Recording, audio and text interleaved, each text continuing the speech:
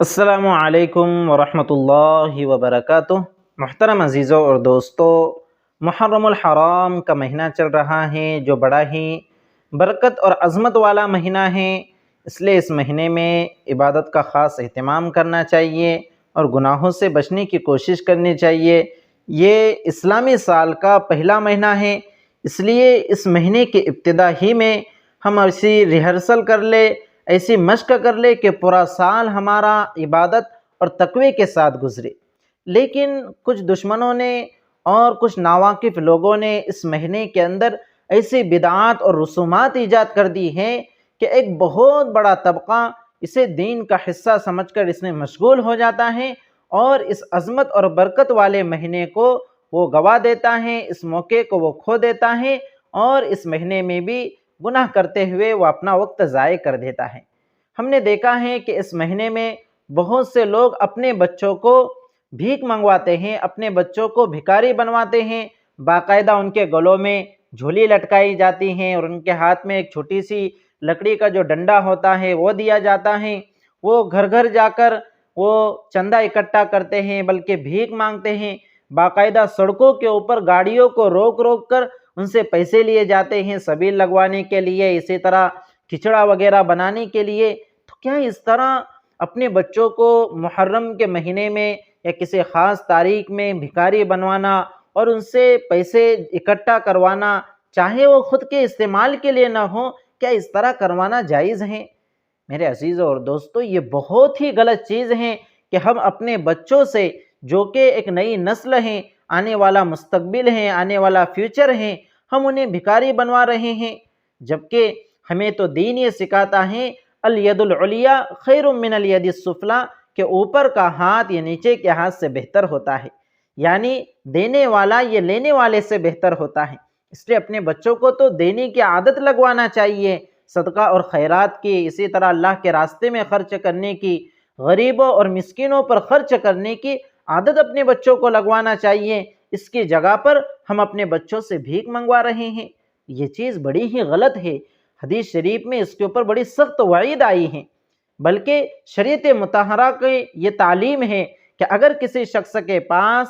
ایک دن کا کھانا موجود ہے، ستر چھپانے کے لیے کپڑا موجود ہے، تو اس کے لیے بھیک منگنا جائز نہیں ہے۔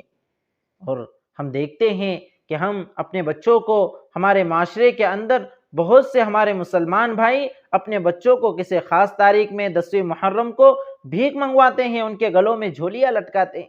تو یہ چیز شرعی اعتبار سے بالکل بھی صحیح نہیں ہے، غلط ہے، ناجائز ہے، اس لیے ایسا کرنے سے مکمل بچنے کی کوشش کرنی چاہیے۔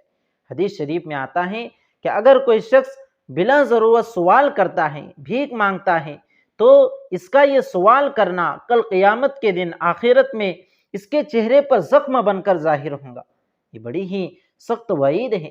اسی طرح حدیث شریف میں آتا ہے کہ جو شخص اپنے مال کو بڑھانے کے لیے بھیک مانگتا ہے، مال کو بڑھانے کے لیے دوسروں سے سوال کرتا ہے، دوسروں سے پیسے اکٹھا کرتا ہے، تو یہ جہنم کے انگارے جمع کر رہا ہے، جہنم کی آگ کو جمع کر رہا ہے۔ اب اسے اختیار ہے، چاہے کم جمع کرے یا زیادہ جمع کرے۔ اس لیے میرے عزیزوں اور دوستو، اپنے بچوں کو اچھی تعلیم و تربیت دینی چاہیے، انہیں اچھی چیزیں سکھانی چاہیے۔ یہ محرم الحرام کا مہینہ ہے، تو انہیں اس مہینے کے اندر ان کی عبادت کی ریہرسل کرائی جائیں اور دین اور شریعت پر چلنے کا جذبہ انہیں سکھایا جائے، نہ کہ اس طرح کے غیر ضروری چیزیں اور گناہ کی چیزیں ان کی زندگی میں اگر ہم لائیں گے تو اس طرح گناہ کی چیزیں ان کی زندگی کا ایک حصہ بن جائیں گی، اور مستقبل میں یہ جب تک زندگی گزاریں گے اسی گناہ کے ساتھ زندگی گزار۔ اس لیے اس مہینے میں اس طرح بدعات اور رسومات اور گناہ کی چیزوں سے بچنے کی کوشش کرنی چاہیے۔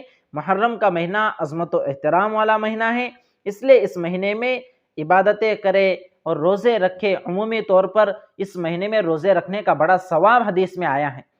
اللہ کے رسول صلی اللہ علیہ وسلم نے فرمایا کہ رمضان کے بعد سب سے افضل روزے یہ محرم الحرام کے روزے ہیں، اس لیے اس مہینے میں خصوصی طور پر روزہ رکھنے کا خاص اہتمام کرنا چاہیے، اور دیگر عبادتیں بھی اگر کوئی کرنا چاہیں تو دیگر عبادتیں کر سکتا ہے، نفلی نمازیں وغیرہ ہیں۔ ایسی کوئی خاص عبادت اس مہینے کی متعین نہیں ہے،